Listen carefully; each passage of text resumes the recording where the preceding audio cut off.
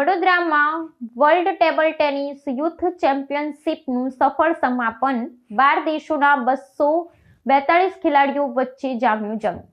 વડોદરાના આંગણે સતત બીજા વર્ષે world table tennis youth contender ચેમ્પિયનશિપનું અત્યંત સફળતાપૂર્વક આયોજન કરવામાં આવ્યું હતું।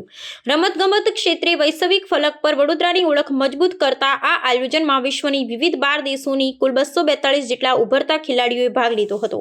સ્પર્ધા દરમિયાન ખેલાડીઓએ રમત પ્રત્યેનું અદ્ભુત કૌશલ્ય અને ખેલદિલી પ્રદર્શિત કરી હતી, જેને નિહાળવા માટે મોટી સંખ્યામાં રમત પ્રેમીઓ ઉમટી પડ્યા હતા। આંતરરાષ્ટ્રીય સ્તરની આ પ્રતિષ્ઠિત સ્પર્ધાના સમાપન સમારોહમાં વડોદરાના મ્યુનિસિપલ કમિશનર અરુણ મહેશ બાબુ વિશેષ અતિથિ તરીકે ઉપસ્થિત રહ્યા હતા। તેમણે વિજેતા ખેલાડીઓને ટ્રોફી અને પ્રમાણપત્રો એનાયત કરી પ્રોત્સાહિત કર્યા હતા।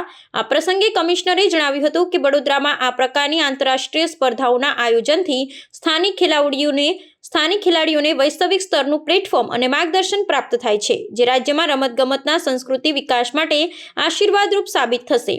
વર્લ્ડ ટેબલ ટેનિસના નેજા હેઠળ યોજાયેલી આ સ્પર્ધામાં ભારત સહિત દક્ષિણ કોરિયા, જાપાન અને સિંગાપોર જેવા દેશોના યુવા ખેલાડીઓ વચ્ચે રસાકસીભર્યો જંગ જોવા મળ્યો હતો। અત્યાધુનિક સુવિધાઓ અને આંતરરાષ્ટ્રીય માપદંડો મુજબના સંચાલનને કારણે પ્રબંધકોએ પણ વડોદરાની રમતગમત સુવિધાઓના ભારોભાર વખાણ કર્યા હતા। આ સફળ આયોજન બાદ આગામી વર્ષોમાં હજુ પણ મોટા સ્તરની વૈશ્વિક ટુર્નામેન્ટો ગુજરાતમાં યોજાય તેવી પ્રબળ શક્યતાઓ સેવાઈ રહી છે। લગભગ 12 કન્ટ્રીઝના લોકો અને ખેલાડીઓ અહીંયા પધાર્યા છે।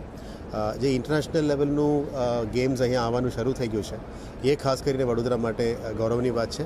અને આવનારા દિવસોમાં જે સ્પોર્ટ્સ ઇન્ફ્રાસ્ટ્રક્ચર અને સ્પોર્ટ્સ ટેલેન્ટ હન્ટિંગ માટે કામગીરી થઈ રહ્યા છે, sports authority of India, sports authority of Gujarat અને રાજ્ય સરકાર, ભારત સરકાર અને સાથે સાથ માનનીય વડાપ્રધાન શ્રીનું ફિટ ઇન્ડિયા મૂવમેન્ટના ભાગરૂપે अलग अलग कार्यक्रमों થઈ રહ્યા છે અને ખેલો इंडिया ની ભાગરૂપમાં પણ આ બધું गेम्स થઈ રહ્યા છે।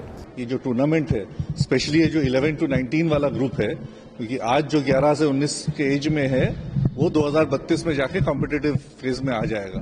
तो it's a very good step, very good event, और इससे हमारे देश विदेश से जब प्रतियोगी आते हैं तो हमारे यहाँ के जो कैंडिडेट्स हैं, यहाँ के जो प्लेयर्स हैं, उनको इंटरनेशनल एक्सपोजर मिलता है।